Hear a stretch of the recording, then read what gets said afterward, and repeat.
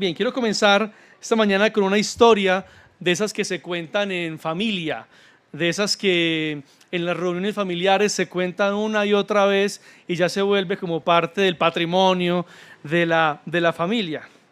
Mi abuelo era campesino en el Huila y pues como campesino vendía los productos del campo, vendía leche, vendía queso, vendía huevos, también hacía pan, un pan de maíz, unas roscas de maíz tostadas deliciosas, no sé si ustedes las conocen, de pronto por aquí, unos en la cercanía con la tierra, pero eran unas roscas de maíz riquísimas y él hacía también pan.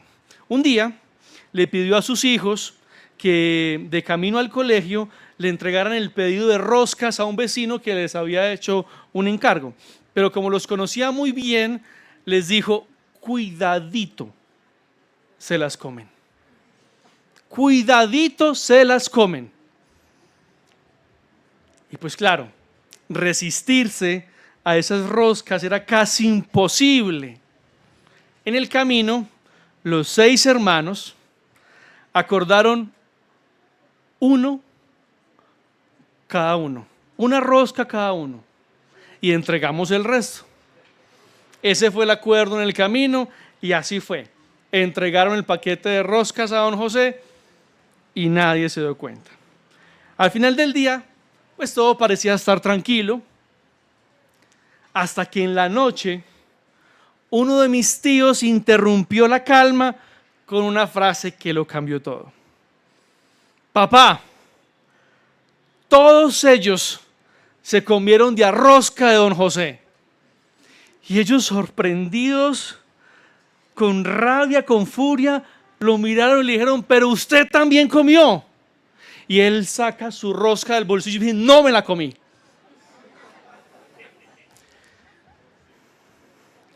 Esa noche obviamente hubo castigo para todos. Nadie salió bien librado. Ni siquiera mi tío, que creyó que por tener la rosca en el bolsillo y no en su estómago, se salvaría. Y justamente comparto esta historia porque nos prepara para el tema que el Señor nos quiere poner delante de nosotros el día de hoy. El juicio imparcial de Dios. El juicio imparcial de Dios.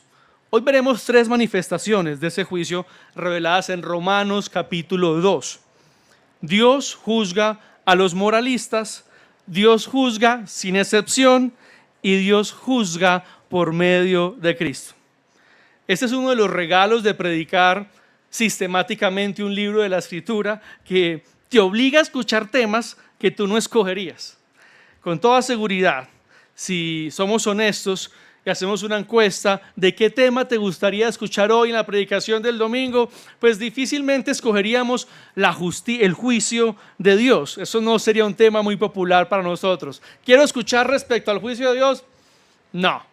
Pero bueno, es el tema que el Señor nos trae esta mañana y que seguramente en el cual necesitamos nosotros reflexionar. Necesitamos escucharlo, porque si Dios lo incluyó en su palabra y hoy se está presentando, pues es porque necesitamos reflexionar en ello. Recordamos que en el texto anterior, el domingo pasado, Pablo condenó a quienes han excluido a Dios de sus vidas, a quienes han vivido sin Dios y sin ley, y descubrió justamente cómo el resultado ha sido devastador para aquellos que se han dejado llevar por su naturaleza pecaminosa. Pero Pablo conoce el corazón humano. Sabe que algunos de los lectores, al escuchar la lista de pecados, lujuria, homosexualidad, avaricia, chismes, maldad, reaccionarían con un amén orgulloso. Como diciendo, esa gentuza no entrará al reino de los cielos. Buena esa, Pablo, duro con el pecado. Qué bien por esa, Pablo. Así me gusta. Pero Pablo no los deja celebrar mucho tiempo. Inmediatamente se dirige a ellos con uno de los recursos literarios favoritos de Pablo, la diatriba, la cual consiste en hablarle a un personaje imaginario en el cual el que se dé por aludido se pueda identificar fácilmente. Así que leamos Romanos 2, capítulo 1 al 5. Dice así: por lo cual, ¿por qué? Por lo que venía diciendo en el capítulo 1, de que nadie tiene excusa. Por lo cual, no tienes excusa, oh hombre, quien quiera que seas tú, que juzgas, pues al juzgar a otro, a ti mismo te condenas. Porque tú que juzgas practicas las mismas cosas. Y sabemos que el juicio de Dios justamente cae sobre los que practican tales cosas. ¿Y piensas esto, oh hombre, tú que condenas a los que practican tales cosas y haces lo mismo, que escaparás del juicio de Dios? ¿O tienes en poco las riquezas de su bondad y tolerancia y paciencia, ignorando que la bondad de Dios te guía al arrepentimiento? Pero por causa de tu terquedad y de tu corazón no arrepentido, estás acumulando ira para ti en el día de la ira y de la revelación del justo juicio de Dios. Como lo dijimos hace un momento, en el capítulo anterior, Pablo describió con claridad cómo muchas personas, aún conociendo algo de Dios, no lo reconocieron, lo rechazaron, cambiaron su gloria, su verdad y su diseño y se entregaron a la impiedad. Claramente está hablando del mundo gentil, de aquellos que vivían sin la ley revelada de Dios. Y Pablo afirmó categóricamente que ellos no tenían excusa. Pero en el capítulo 12 que acabamos de leer, Pablo hace un giro sorpresivo y se dirige a otro tipo de personas y les dice, en otras palabras, ustedes que se están riendo como de a mucho, como que están diciendo amén tan rápido, no se sientan tan seguros, porque ustedes tampoco tienen excusa. Es como si dijera a los de la izquierda, ustedes serán juzgados por pecadores, ustedes no tienen excusa. Y aquí unos dicen, amén, gloria a Dios. Pero ustedes tampoco tienen excusa. Inmediatamente Pablo los incluye. Ustedes que celebran, ustedes que juzgan, tampoco se sientan tan seguros.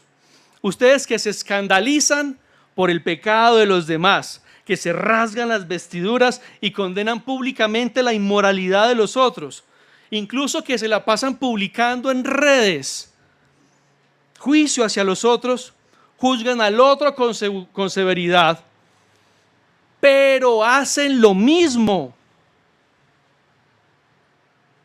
Al juzgar a los otros, a ti mismo te condenas.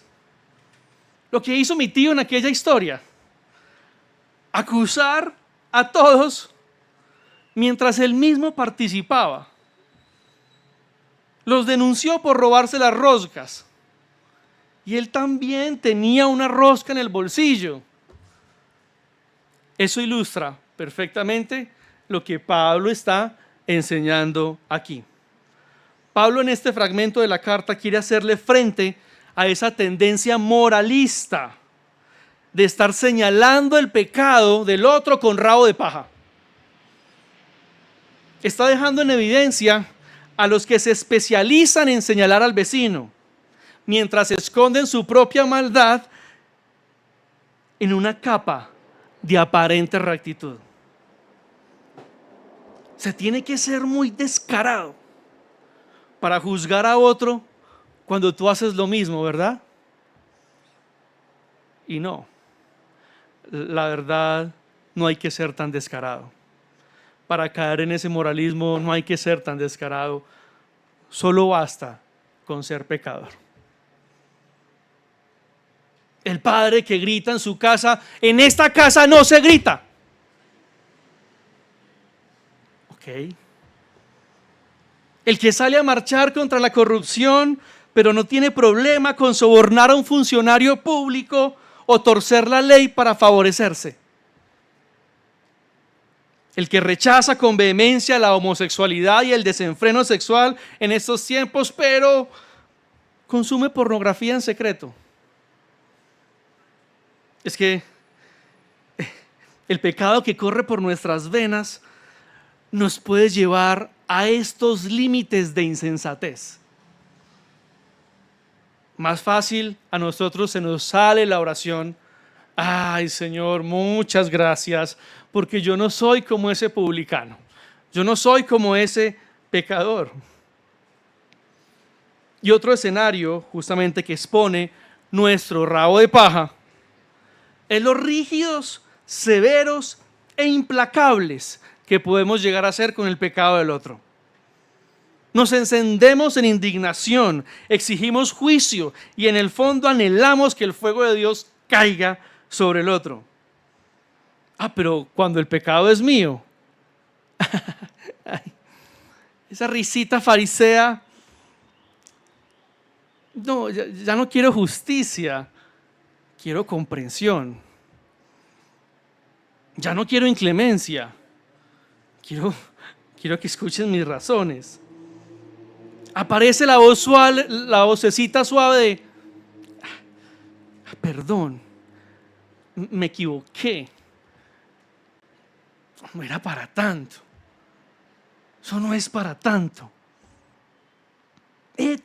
Tanto escándalo. ¿Y dónde queda la compasión? ¿Dónde queda la gracia? ¿Así? ¿Ahora sí compasión? ¿Ahora sí gracia? No destruyas a alguien simplemente porque peca diferente a ti. No destruyas a alguien simplemente porque peca diferente a ti. Y entonces, ¿no nos podemos pronunciar frente al pecado del otro? Mira que ese no es el punto de Pablo. Ese no es el punto que está anulando Pablo aquí. Pablo no está anulando el juicio ni la confrontación al pecado, porque de hecho él mismo está emitiendo un juicio. Él mismo está confrontando, está denunciando un proceder equivocado. Lo que Pablo está corrigiendo en este punto es la hipocresía. La hipocresía de la cual lastimosamente tenemos mucha fama. Puedes colocar en Google cristianos y él solo completa: cristianos hipócritas, cristianos indiferentes, cristianos indolentes, cristianos falsos. Esa hipocresía es justamente la que está confrontando Pablo. Esa actitud farisea de señalar el pecado ajeno mientras practico el mismo pecado en secreto. Está denunciando la ceguera de creer que el otro merece juicio, pero él que hace lo mismo, no. La ceguera de mi tío, he llamado yo. La ceguera de mi tío, que cree que sus hermanos van a ser condenados por robarse las roscas, pero él no. La insensatez de ser duro con el pecado de los demás mientras se vive con una sensación interna de superioridad moral cuando se está manchado con el mismo pecado. En este punto, inclusive, Pablo señala un punto de ceguera aún más profundo. Estás tan pendiente del pecado del otro, que no te das cuenta de la bondad, de la tolerancia y la paciencia de Dios contigo. Esa bondad que deberías interpretar como una oportunidad para el arrepentimiento, la estás malinterpretando como permiso para hacer y para seguir igual. Estás confundiendo la paciencia de Dios con la idea de que Él no ve tu pecado. Pablo lo que está diciendo a ese personaje imaginario es: estás tan ciego que las bondades de Dios, en lugar de guiarte al cambio, te están sosteniendo en tu pecado. Y en lugar de arrepentirte, estás señalando a los demás. Y por eso Pablo no deja lugar a dudas. No es licencia, no es complicidad, no es debilidad divina, es gracia llamándote al arrepentimiento. Y permítanme aquí leer unas palabras de un sermón de Spurgeon, aparece en pantalla justamente. Spurgeon dijo en alguna ocasión: me parece que cada mañana, cuando un hombre despierta aún impenitente y se encuentra fuera del infierno, la luz del día parece decir: brillo sobre ti otro día para que en este día te puedas arrepentir. Cuando tu cama te recibe en la noche, creo que parece decir: te daré otra noche de descanso para que puedas vivir y volverte de tus pecados y confíes en Jesús. Cada bocado de pan que llega a la mesa dice: yo tengo que sostener tu cuerpo para que tengas espacio para arrepentirte.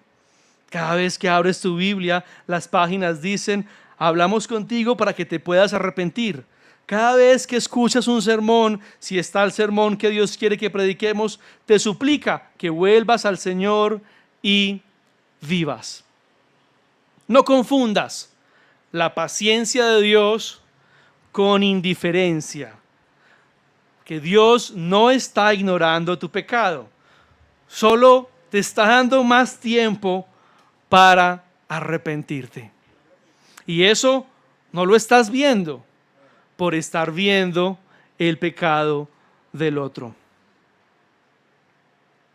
En el versículo 6 realmente hay un juicio aterrador al moralista. Dice: estás acumulando ira para el día de la ira.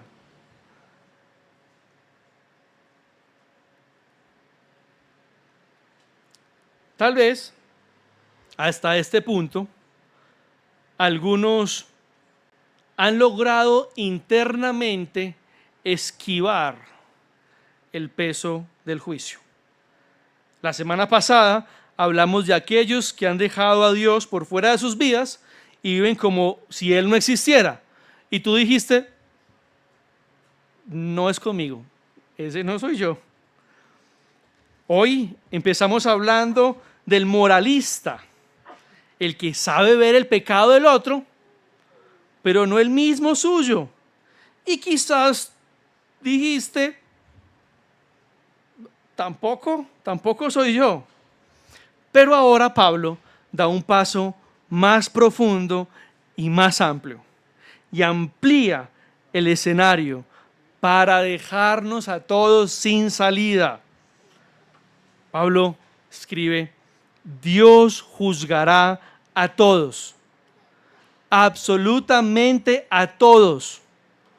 Lo hará con justicia, sin favoritismo y conforme a las obras de cada uno. Leamos los siguientes versículos en Romanos 2, versículo 6 al 15.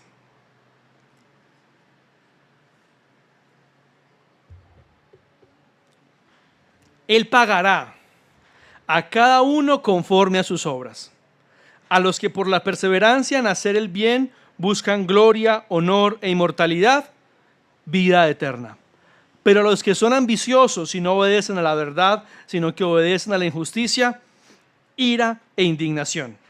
Habrá tribulación y angustia para toda alma humana que hace lo malo, del judío primeramente y también del griego, pero gloria, honor y paz para todo el que hace lo bueno, al judío primeramente y también al griego, porque en Dios no hay acepción de personas, pues todos los que han pecado sin la ley también perecerán, y todos los que han pecado bajo la ley, por la ley serán juzgados, porque no son los oidores de la ley los justos ante Dios, sino los que cumplen la ley, esos serán justificados. Porque cuando los gentiles no tienen la ley, cumplen por instinto los dictados de la ley. Ellos, no teniendo la ley, son una ley para sí mismos, porque muestran la obra de la ley escrita en sus corazones. Su conciencia, dando testimonio, y sus pensamientos, acusándolos unas veces y otras veces defendiéndolos. Importante hacer un paréntesis aclarando que Pablo no está diciendo que realmente usted y yo podemos ser justificados por cumplir la ley, sino que si ese fuera el camino, se exigiría un cumplimiento perfecto. Es una forma de mostrar que solo quien tiene una justicia perfecta, una justicia real como la de Cristo, podría estar firme en aquel día del juicio. Y los judíos de alguna manera tenían un as bajo la manga. Confiaban en que por ser descendientes de Abraham, por estar cobijados por el pacto, el juicio de Dios no los alcanzaría. O al menos creían que sería más leve para ellos. Pero Pablo derriba esta falsa seguridad con una cita del Antiguo Testamento, tan clara que justamente en sus versiones probablemente aparece en mayúscula. Una forma de mostrar pues, que no es una idea de Pablo, sino que es una cita del Antiguo Testamento y que aparece de hecho en muchos textos. Él pagará a cada uno conforme a sus obras. Es una declaración corta y contundente que pretende romper cualquier pretensión de favoritismo religioso. No solo desarma el orgullo judío, sino que también de alguna manera nos alcanza a nosotros. Y en este punto de la carta, aquí ya nadie puede eludir el juicio de Dios. Porque ese juicio justamente es justo, sin acepción de personas, sin favoritismos, sin atajos religiosos y sin inmunidad exclusiva. Y esta verdad, pues no está sola, también la podemos afirmar en 2 Corintios 5:10, que dice: todos compareceremos ante el tribunal de Cristo. Y he notado con preocupación cómo esa misma falsa seguridad de los judíos empieza a infiltrarse en la iglesia también hoy. Pensamos que el juicio es para los de afuera, para los que niegan a Dios, para los que no tienen sana doctrina, para los que no tienen la teología como nosotros la tenemos. Pero nosotros, pues nos decimos, somos cristianos. Pero no solo eso, somos cristianos protestantes. Pero aún más, somos cristianos protestantes bautistas. Y para algunos inflan el pecho un poquito más, somos cristianos protestantes bautistas reformados.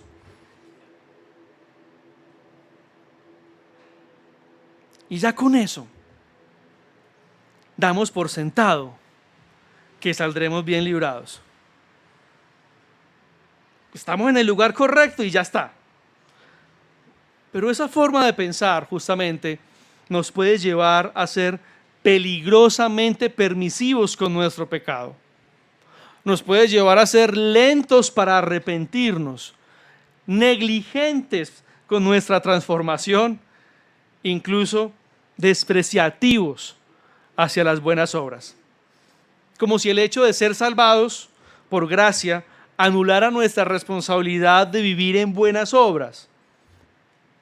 Y no, esconderse detrás de esto no es gracia, es arrogancia disfrazada de teología.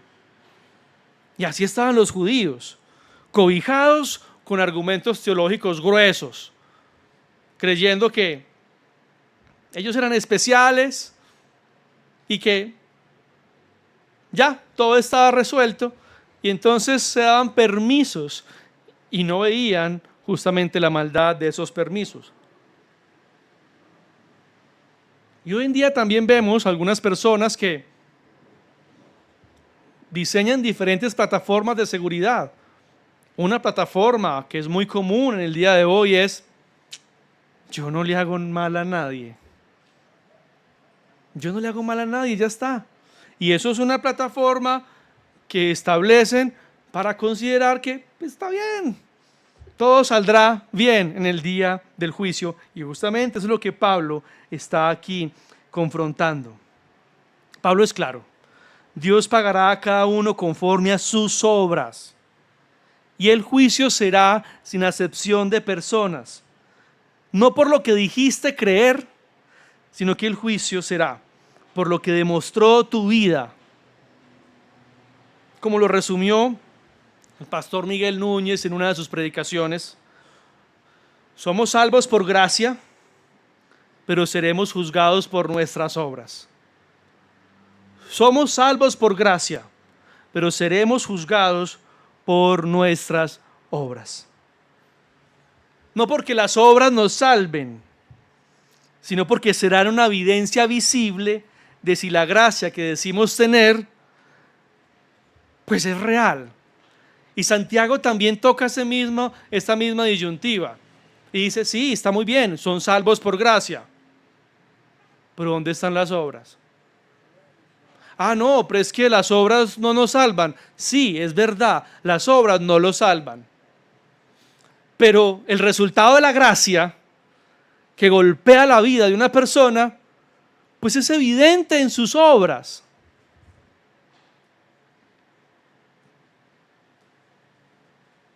La Biblia es clara. Tú y yo seremos juzgados por nuestras obras. Y no parece que ese día del juicio la sangre de Cristo vaya a ocultar nuestras obras, como si Dios se hiciera el de la vista gorda ante ellas. Más bien, todo quedará en evidencia. Todo será revelado, incluso los secretos más profundos del corazón, como lo leeremos ahora en Romanos 2:16. ¿Cómo así?, preguntará alguien. ¿Y entonces la obra de Cristo qué? Y de alguna u otra manera confundimos el juicio con el dictamen final. De alguna u otra manera creemos que la obra de Cristo nos salva del juicio. No, nos salva de la condenación que merecemos en el juicio. Pero al juicio tenemos que ir. Es lo que la Biblia nos enseña, y sé que es un tema que no nos gustaría escuchar y que no nos llama mucho la atención. ¿Cómo le hace sentir esto? ¿Cómo le hace sentir el saber que hay un juicio final al cual tendrás que ir, al cual tendrás que asistir? Que saldré bien librado del juicio por la obra de Cristo, eso es otra voz. Pero que serás juzgado y quedarán en evidencia tus obras, también es otra voz. La diferencia eterna, no está en quien obró menos y quien obró más, en quien hizo más cosas buenas y en quien hizo más cosas malas, sino en quien está unido a Cristo y quien no. Porque los que no están en Cristo serán juzgados por sus obras, y esas obras serán su condenación. Pero los que están en Cristo, entonces serán justificados en Él. No porque no tengan pecado y pasen con un historial en blanco, sino porque su justicia los cubre. Y sus obras lo confirman. Por sus obras los conoceréis. Y esas obras son las que saldrán también a la luz en aquel día del juicio. Y entonces, en ese día, el Señor será glorificado por las buenas obras de sus hijos. Obras que quedarán en evidencia, no para el mérito personal, sino como testimonio de lo que su gracia produce en ellos. Ay, serán coronados, dice la Biblia. Sí, serán coronados, pero luego arrojarán esas coronas a los pies del Cordero, porque sabrán que todo lo bueno en ellos Fue Él quien lo hizo. Al llegar al final de este pasaje, no podemos ignorar la fuerza con la que Pablo está confrontando a la iglesia. Todos seremos juzgados. Judíos, gentiles, religiosos, moralistas, griegos, tú y yo, nadie se queda por fuera. Y ese juicio será según nuestras obras y sin favoritismos. Y al mirar ese juicio inminente, es posible que alguien haya caído en una posición resignada, una actitud derrotista que dice, pues yo soy así, soy pecador, lucho con esto, llevo años en las mismas y así me voy a morir. Pues qué bueno que Dios me salvó a pesar de eso. Y qué bueno que en el día del juicio esto no contará. Nadie lo sabrá. Allí pasaré con el historial en blanco. ¿Seguro que sí? No sé. Sí.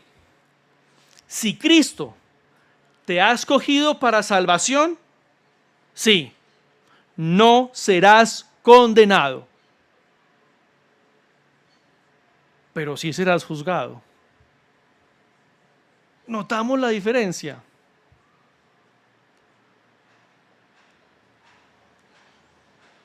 Y si en tu vida no hay arrepentimiento real, ni un cambio de dirección, si lo que hay es una resignación cómoda y no una lucha viva, entonces el juicio revelará una fe sin fruto. Y eso será tu vergüenza.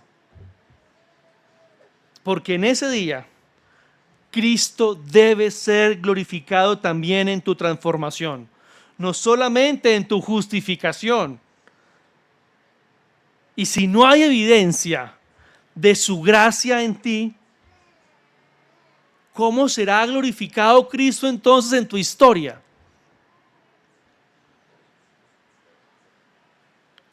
Ahora Pablo no escribió esto para que vivas con terror cristiano.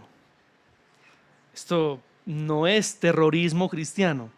No quiere que pases la vida con miedo, cargando culpa, imaginando cuánta vergüenza te espera en el día del juicio. Pero tampoco escribió esto para que te rindas, diciendo, oh, yo ya estoy perdido, no tengo nada que hacer, ¿para qué esforzarme? Soy pecador, ya está. La invitación de Pablo es: no te resignes, levántate, arrepiéntete, busca la llenura del Espíritu. Él no ha terminado contigo, aún está a tiempo de vivir como alguien que será examinado y justamente como alguien que será coronado por gracia.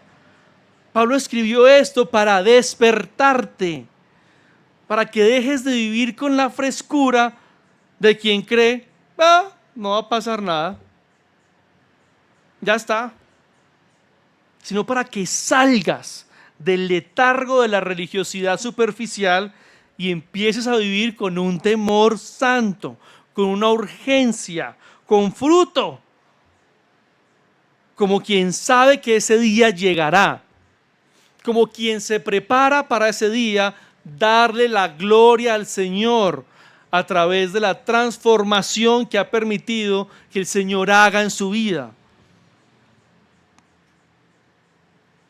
No escribió esto tampoco para condenarte, sino para que Cristo sea glorificado también en tu arrepentimiento, en tu transformación y en tu perseverancia.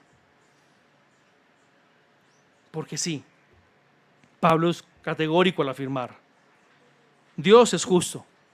Y sí, todo quedará en evidencia. Pero también es verdad que el Espíritu Santo fue dado para que vivas hoy como alguien que pertenece a Cristo. Entonces, si tienes el Espíritu Santo, ¿cuál es el miedo? Has sido dotado para vivir como alguien que pertenece a Cristo. Esta palabra no solamente es una advertencia, sino que es una invitación a dejar de vivir dormido y arrunchado con el pecado.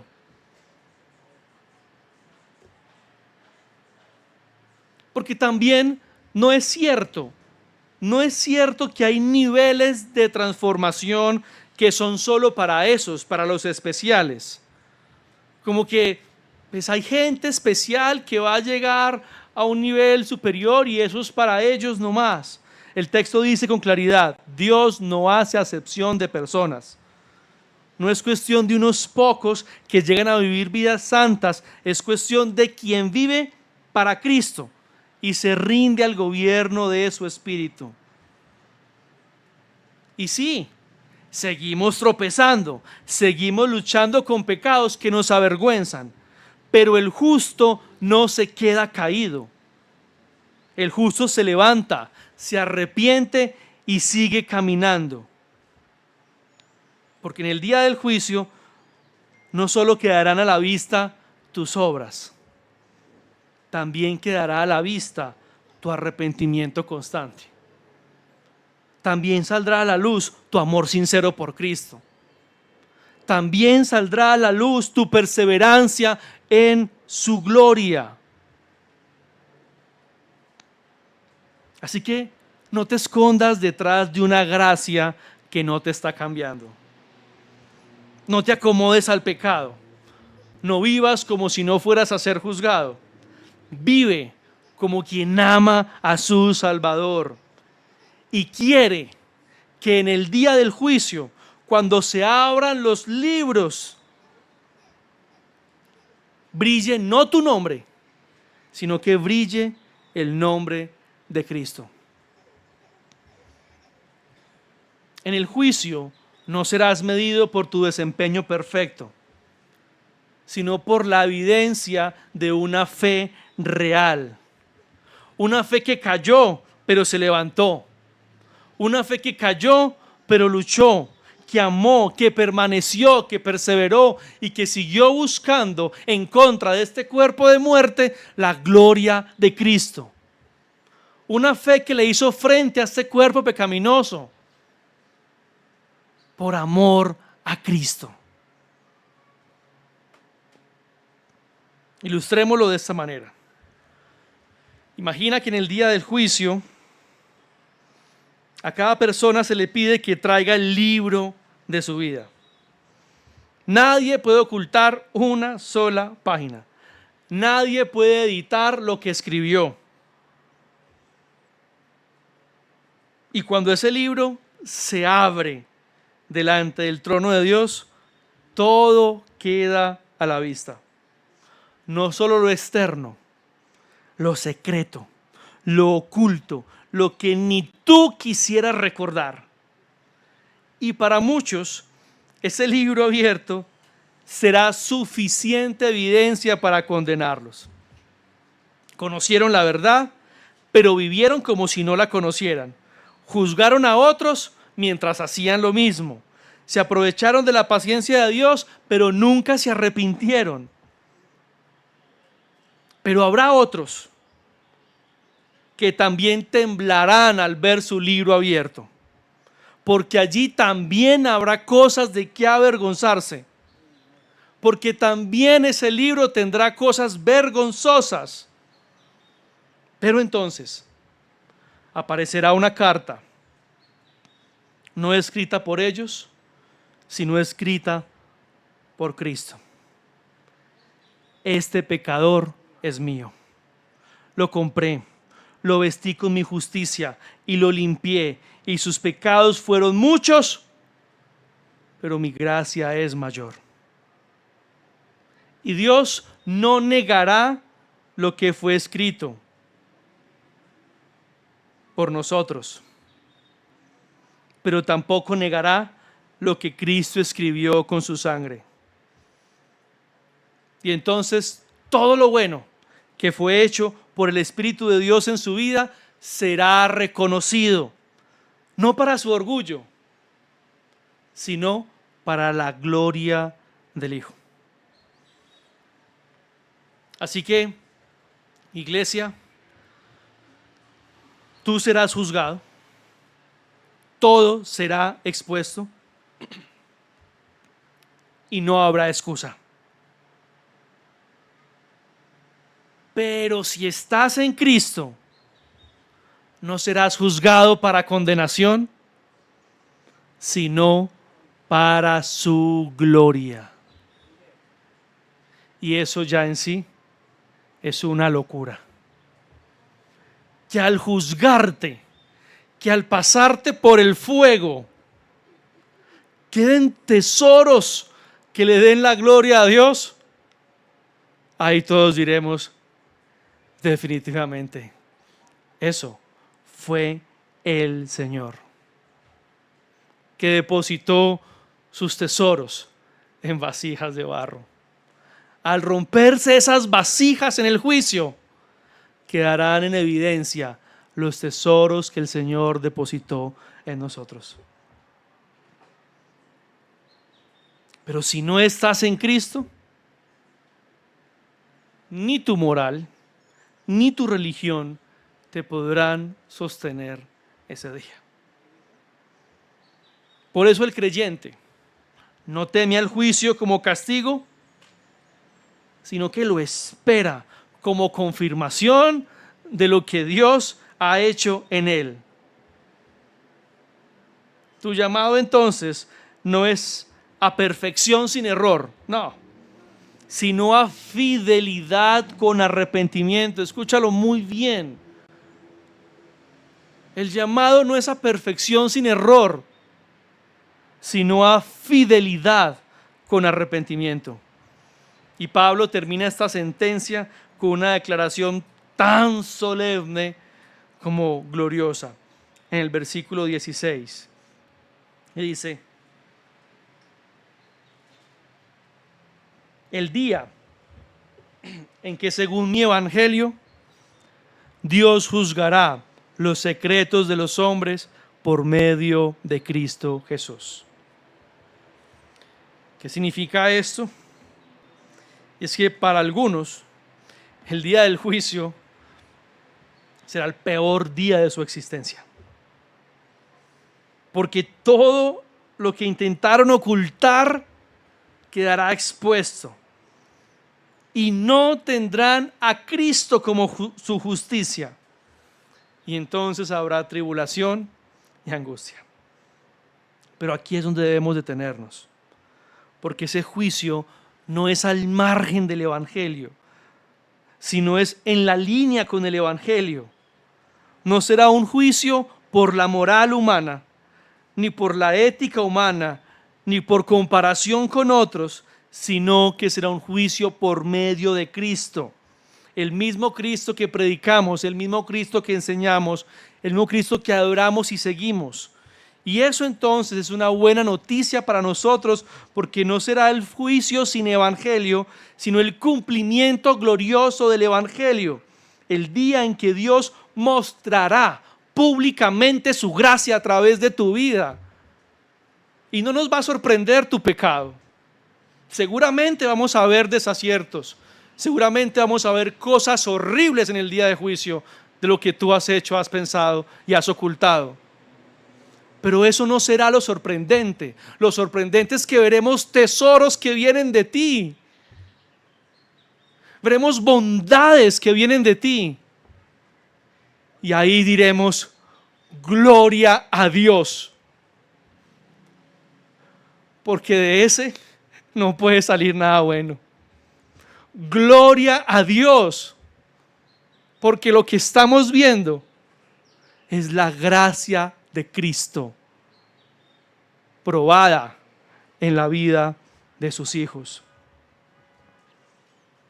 Él será el estándar, Él será el juez, y en ese día los secretos más ocultos del corazón serán expuestos, no para avergonzar sin redención, sino para revelar si Cristo vivía realmente allí. Porque en ese día no importará cuánto sabías, sino cuánto Cristo había transformado tu vida. No importará cuántas veces oíste el evangelio, sino si el evangelio se convirtió en tu vida. Por eso no postergues tu transformación. No te refugies en etiquetas ni en excusas, ni te sientas seguro en falsas plataformas éticas. Cristo será el juez, pero también puede ser tu abogado. Y si lo es, no tendrás que temer ese día. Porque cuando Él te mire, verá cosas horribles que ya conoce de antemano, pero también verá su obra, y su obra eclipsará la tuya. Todo lo que quede en pie, a pesar de tus luchas, tus caídas, será para su gloria, porque fuiste de Él, viviste para Él y esperaste en Él.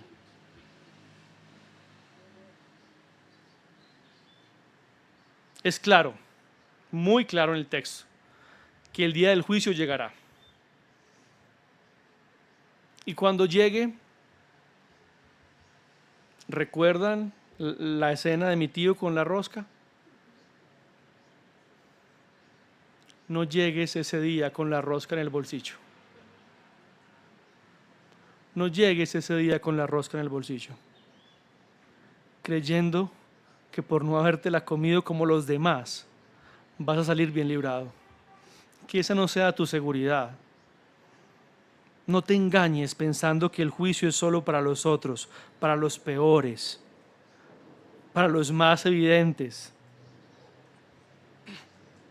Resuelve ya el asunto de la rosca. Resuelve ya el asunto de la rosca. No te quedes con ella oculta. Arrepiéntete. Devuélvela. Pide perdón. Experimenta su gracia. Permite que el Señor sea glorificado a través de su evangelio que te lleva al arrepentimiento. Y entonces en el día del juicio no serás avergonzado por la rosca que te robaste, ni por el juicio que emitiste, sino que Cristo será glorificado en ti por el arrepentimiento que abrazaste. No llegues ese día con esa rosca en el bolsillo. Oremos en respuesta al Señor.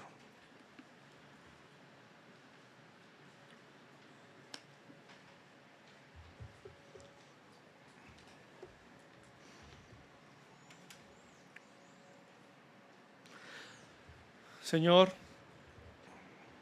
gracias te damos esta mañana, inclusive, Padre, por esta palabra que puede sonar un poco dura para nosotros, Señor. Gracias te damos, Señor, también por el tono en el que nos hablas hoy a través de la palabra. Gracias porque incluso esta exhortación y este llamado de atención y este recordatorio, Señor, es un acto de amor y de gracia que busca despertarnos tal vez de un letargo espiritual, de una comodidad, de una imprudencia, de una improvisación en nuestra vida con respecto a la fe. Gracias porque a través de esta palabra tal vez buscas sacudirnos y llevarnos a entender que finalmente estamos robándote la gloria. Porque cuando perseveramos en las malas obras, los escogidos del Señor, finalmente estamos robando la gloria del Señor en aquel día donde tendrían que ser evidenciadas los frutos de arrepentimiento y los frutos de la gracia. Señor, que esta palabra finalmente nos permita vivir con temor, pero no un temor terrorífico, un temor esclavizante, un temor que mata, sino un temor reverente delante de aquel a quien debemos nuestra vida. Que el recordar que habrá un juicio nos permita vivir con un anhelo constante de que ese día, en el juicio, cuando se abra el libro de mi vida, se pueda ver lo que tú has hecho en mí, Señor. Y cuando se vea las bondades que salen de mí, entonces no habrá excusa para proclamar: Cristo es el Salvador, Cristo es el Señor. Señor, que cuando el día del juicio quede en evidencia las bondades que tú has depositado en mi espíritu, Señor, tú seas glorificado. Guíanos, Señor, al arrepentimiento. Guíanos, Señor, a cambiar de dirección. Guíanos, Señor, a anhelar ese día, no con terror, sino con anhelo de tu gloria, Señor. Oro para que cada uno de los que estamos presentes, Señor, pueda identificar con exactitud aquello que tenemos guardado, aquello que tenemos oculto, aquello con lo que nos hemos acostumbrado, pero que en esta mañana tú nos llamas a solucionarlo delante de ti. Que en esta mañana nos invitas al arrepentimiento. Que en esta mañana nos invitas: hey, suelta eso. Arreglemos eso aquí, no allá. Que esta mañana, Señor, podamos ser guiados en humildad hacia ti y rendidos a ti, Señor. Vamos a reconocer que tú eres el Señor, que tú eres nuestro Dios, que tú eres nuestro Salvador. Bendito tú, porque tenemos también la certeza de que en el día del juicio no seremos condenados por tu gracia. Ahora simplemente nos queda vivir en coherencia a tu llamado. Te adoramos, Señor, te exaltamos, bendecimos tu santo nombre y desde ahora proclamamos que nuestra vida está al servicio de tu gloria. Que para ti sea la gloria, que para ti sea la honra de todo lo que hacemos, Señor, de todo lo que tú haces en nosotros y de todos los frutos dignos de arrepentimiento, Señor, que queden en evidencia y que todo el mundo los vea para que proclamen que Cristo es el Señor. En el nombre de Jesús damos gracias. Amén y amén.